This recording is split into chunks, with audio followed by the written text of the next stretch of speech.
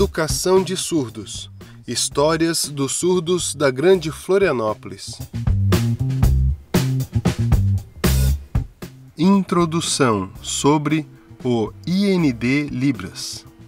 O Inventário Nacional da Diversidade Linguística, INDL, foi instituído através do Decreto número 7.387, de 9 de dezembro de 2010, o qual tem como objetivo principal a identificação, documentação, reconhecimento e valorização das línguas faladas ou sinalizadas pelos diferentes grupos formadores da sociedade brasileira. Nesse contexto, insere-se o Inventário Nacional da Língua Brasileira de Sinais, IND Libras, um projeto que está sendo desenvolvido pela Universidade Federal de Santa Catarina, a UFSC, em parceria com o Instituto de Desenvolvimento em Política Linguística, IPOL, e com o IFAM. Entrevistas com surdos da Grande Florianópolis. Segundo o Guia de Pesquisa e Documentação no volume 1, a entrevista caracteriza-se por ser uma técnica que propicia uma maior interação do pesquisador com o pesquisado. E para os inventários, sugere-se que as questões sejam previamente elaboradas em um roteiro de perguntas para que todos os temas interessantes à pesquisa sejam contemplados e não se perca a oportunidade de fazer a coleta de cada um deles. Nesse sentido, o roteiro elaborado para a entrevista buscou abordar questões relacionadas à aquisição da linguagem, aprendizagem da língua portuguesa como segunda língua, contextos de aprendizagem, atitudes linguísticas como, por exemplo, qual a importância que a pessoa atribui a Libras, e também um espaço para falar sobre a história de vida. Os assuntos abordados vão ao encontro daqueles contemplados nos questionários, mas diferenciam-se por permitir ao pesquisador explorar detalhadamente as experiências de cada participante. As entrevistas foram realizadas em um estúdio na Universidade Federal de Santa Catarina e utilizamos 4 câmeras para registrar a interação entre a pesquisadora surda e cada participante.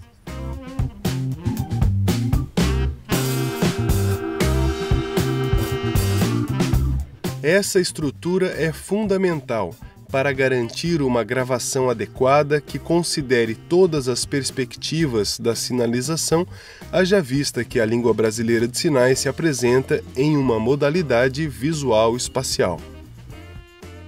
Nas entrevistas, identificamos a discussão sobre as experiências com a educação. Selecionamos trechos que representam as experiências em diferentes contextos educacionais, especialmente a escola inclusiva, com ou sem intérprete, e a escola ou salas de surdos com a proposta bilíngue.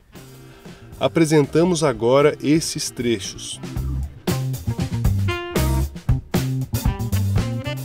Educação.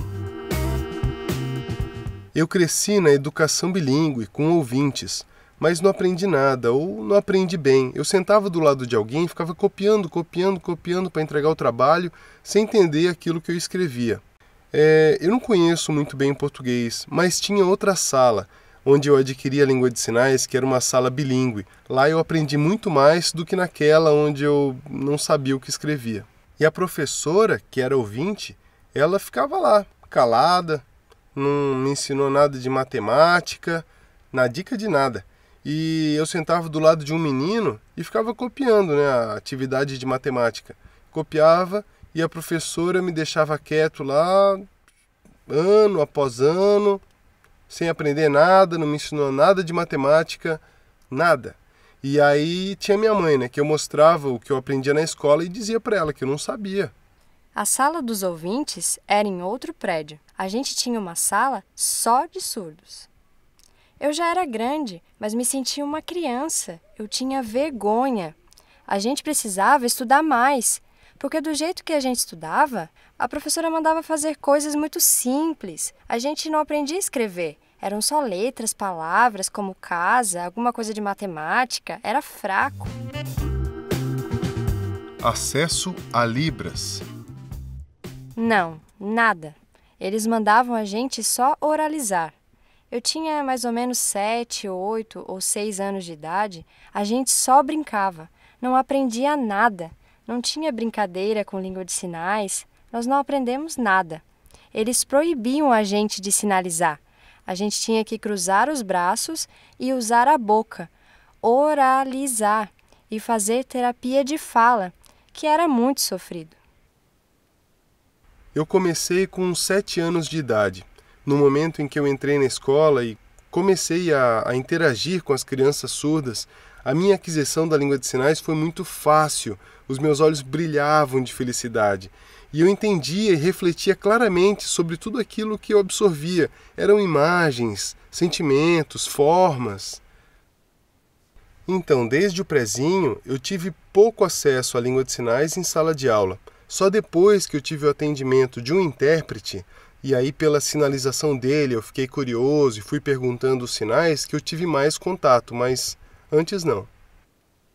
Eu tinha muito interesse, eu gostava. Eu comecei a aprender os sinais, um de cada vez, e me vi sinalizando, e fui aprendendo, me desenvolvendo. Foi muito melhor.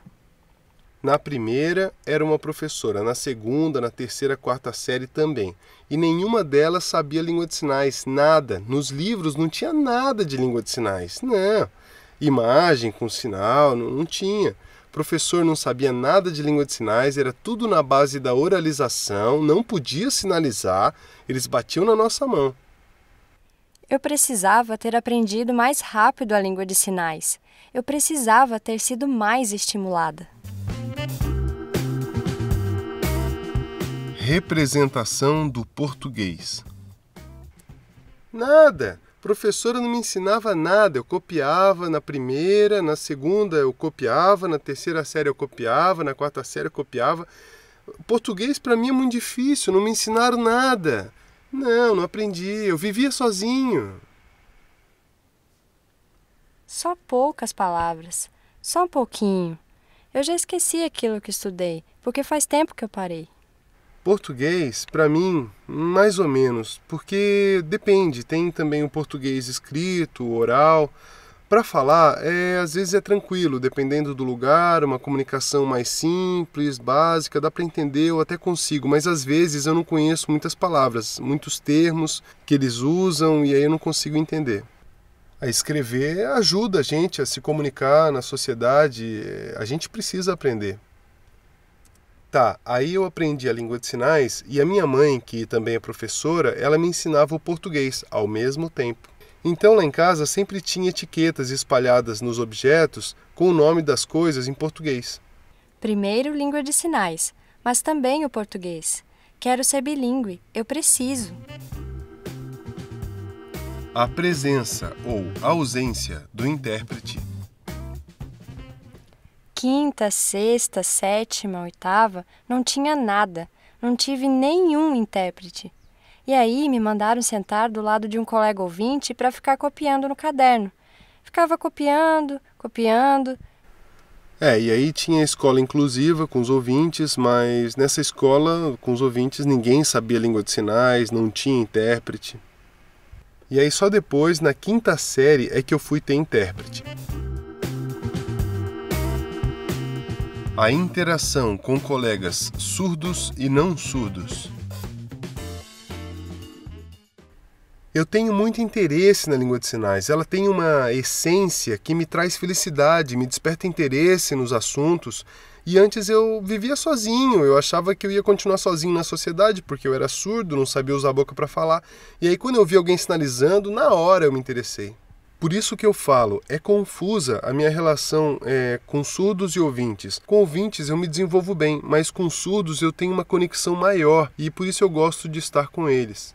Na verdade, ali eu não tinha muita interação com eles não, só com alguns mais íntimos, né, que conheciam a minha identidade surda, eram 2 ou 3 amigos. Eu sinto saudade da comunidade surda onde a gente sinaliza, porque com os ouvintes eu só fico quieto. Considerações finais. Os relatos destacados apresentam uma amostra da realidade dos surdos da Grande Florianópolis, que não contam com escolas de surdos desde a década de 1960, com a instauração da política integracionista que passou à educação inclusiva na década de 1990. Os surdos narram o fracasso da educação inclusiva e destacam a importância de ter pares surdos em sala de aula para que haja interação. Atualmente, a educação bilíngue faz parte do Plano Nacional de Educação. Portanto, esses relatos reforçam a proposta de um ensino pautado na diferença linguística e cultural dos surdos brasileiros.